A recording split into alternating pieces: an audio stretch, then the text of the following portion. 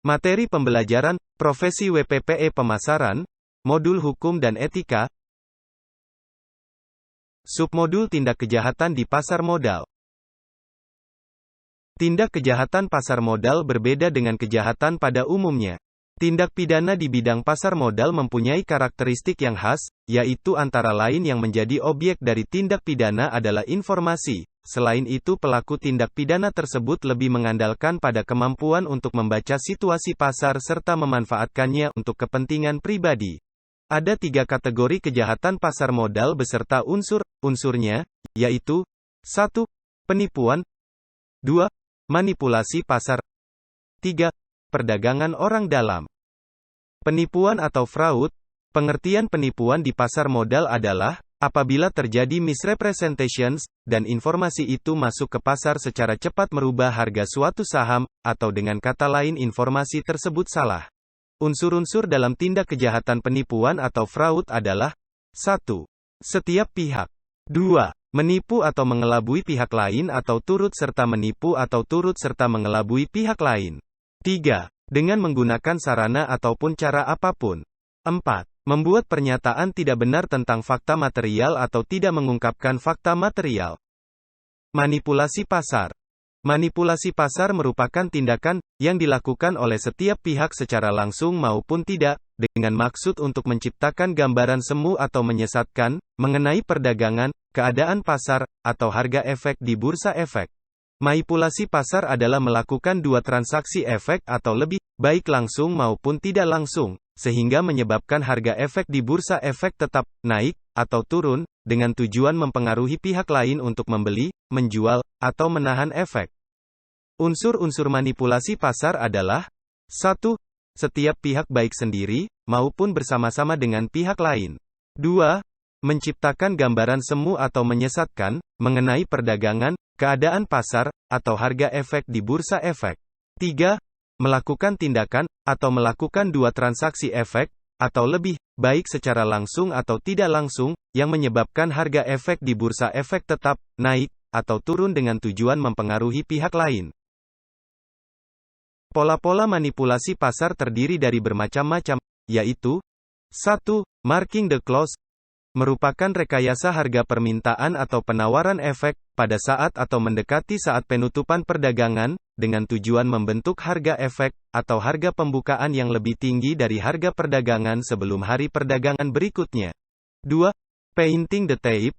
Merupakan kegiatan perdagangan antara rekening efek satu dengan rekening efek lain, yang masih berada dalam penguasaan satu pihak, atau mempunyai keterkaitan sedemikian rupa, sehingga tercipta perdagangan semu. 3. Pembentukan harga berkaitan dengan merger, konsolidasi dan akuisisi. 4. Cornering the market, yaitu tindakan membeli saham dalam jumlah besar, sehingga dapat menguasai pasar atau menyudutkan pasar. 5. Pools atau pump-pump manipulation. Pools merupakan perhimpunan dana dalam jumlah besar oleh sekelompok investor, di mana dana tersebut dikelola oleh broker atau seseorang yang memahami kondisi pasar. Manajer dari pools tersebut membeli saham suatu perusahaan dan menjualnya kepada anggota kelompok investor tersebut untuk mendorong frekuensi jual beli efek sehingga dapat meningkatkan harga efek tersebut. 6. Wash sales merupakan order beli atau order jual antara anggota asosiasi, dilakukan pada saat yang sama di mana tidak terjadi perubahan kepemilikan manfaat atas efek. 7. Matching order adalah memadukan 2 perintah investor yang serupa, dan saling melengkapi untuk jumlah dan efek yang sama, dan pada saat yang bersamaan, atau dilakukan pada waktu yang bersamaan. 8. Free riding, pembelian saat IPO, berharap dapat menjualnya kembali dengan harga yang mahal, dan akan membatalkan pembelian, begitu suasana menjelang alokasi saham yang kelihatannya kurang menguntungkan. 9. Special allotments, tindakan yang dilakukan oleh pihak underwriter pada saat IPO, dengan sengaja mengalokasikan suatu surat berharga kepada para partner, atau kerabat dekat, sehingga kelihatan efek tersebut oversubscribe, sehingga harga efek menjadi mahal. 10. Churning, dalam hal diberikan discretionary account, dapat terjadi bahwa pihak broker melakukan transaksi yang secara berlebih-lebihan, dengan tujuan mendapat fee yang lebih banyak. Wash trade, transaksi yang terjadi antara pihak pembeli dan penjual, yang tidak menimbulkan perubahan kepemilikan dan, atau manfaatnya, beneficiary of ownership, atas transaksi saham tersebut. Pump and dump. Aktivitas transaksi suatu efek diawali oleh pergerakan harga uptrend, yang disebabkan oleh serangkaian transaksi inisiator beli, HK, yang membentuk harga naik hingga mencapai level harga tertinggi. Setelah harga mencapai level tertinggi, pihak-pihak yang berkepentingan terhadap kenaikan harga yang telah terjadi, melakukan serangkaian transaksi inisiator jual, HQ, dengan volume yang signifikan dan dapat mendorong penurunan harga. Pre-rain trade. Transaksi di pasar reguler yang terjadi melalui pemasangan order beli dan jual pada rentang waktu yang hampir bersamaan yang terjadi karena adanya perjanjian pembeli dan penjual sebelumnya, tujuannya untuk membentuk harga, naik, turun atau tetap, atau kepentingan lainnya baik di dalam maupun di luar bursa. Alternate trade, transaksi dari sekelompok pihak tertentu, dengan peran sebagai pembeli dan penjual secara bergantian, serta dilakukan dengan volume yang berkesan wajar. Harga yang diakibatkannya dapat tetap, naik atau turun, bertujuan untuk memberi kesan bahwa suatu efek aktif diperdagangkan.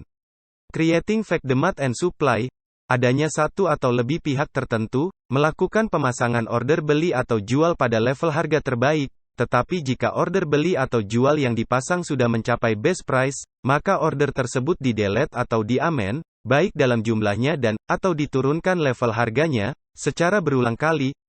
Tujuannya untuk memberi kesan kepada pasar, seolah-olah terdapat demand dan supply yang tinggi, sehingga pasar terpengaruh untuk membeli atau menjual. Layering, memasukkan banyak order di berbagai level harga, tujuannya untuk memberi kesan kepada pasar, seolah-olah terdapat demand, supply yang tinggi, sehingga pasar terpengaruh untuk membeli, menjual. Bucketing, yaitu tindakan anggota bursa efek, yang menerima pesanan nasabah untuk menjual atau membeli efek tertentu, tetapi pesanan tersebut tidak ditransaksikan melalui bursa, melainkan ditutup sendiri pada harga yang tidak wajar, dengan mengambil posisi sebagai lawan transaksi dari pesanan nasabah yang bersangkutan. Front running. Front running adalah tindakan anggota bursa efek, untuk melakukan transaksi terlebih dahulu atas suatu efek tertentu, atas dasar adanya informasi, bahwa nasabahnya akan melakukan transaksi dalam volume besar, atas efek tersebut, yang diperkirakan akan mempengaruhi harga pasar, dengan tujuan untuk meraih keuntungan. Perdagangan orang dalam atau insider trading. Insider trading, merupakan istilah teknis yang hanya dikenal di pasar modal. Istilah tersebut mengacu kepada praktek di mana orang dalam perusahaan emiten melakukan transaksi sekuritas dengan menggunakan informasi eksklusif yang mereka miliki, yang belum tersedia bagi masyarakat atau investor. Unsur-unsur dalam insider trading, yaitu 1. Adanya orang dalam, atau orang yang berusaha memperoleh informasi dari orang dalam. 2. Mempunyai informasi orang dalam, yang belum tersedia untuk umum. 3. Mempengaruhi pihak lain, dengan atau tanpa informasi orang dalam, untuk membeli atau menjual efek tersebut. Pihak yang dapat dikategorikan sebagai pelaku perdagangan orang dalam, adalah 1. Komisaris, direktur dan pegawai perusahaan emiten. 2. Pemegang saham mayoritas. 3. Pihak yang karena kedudukannya, karena profesinya, dan karena hubungan usahanya dengan emiten. 4. Komisaris, direktur dan pegawai perusahaan emiten, yang sudah berhenti dalam waktu 6 bulan.